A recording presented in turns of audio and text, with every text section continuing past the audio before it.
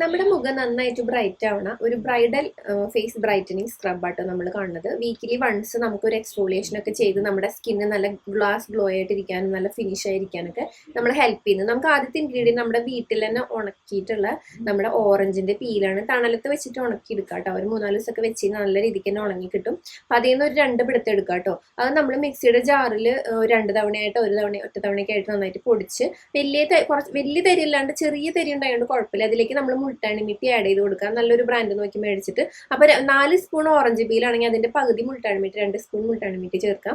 പറ്റാത്തവർക്ക് ഓട്സിന്റെ powder ചേർക്കാം. ഇത് നമുക്ക് കുറേ കാലം സൂക്ഷിച്ച് വെക്കാൻ പറ്റും. ഇത് മിക്സ് ചെയ്യാനായിട്ട് നമുക്ക് ഇതിലേക്ക് പാലോ തൈരോ ഏതെങ്കിലും വെജിറ്റബിളിന്റെ ജ്യൂസോ എടുക്കാം.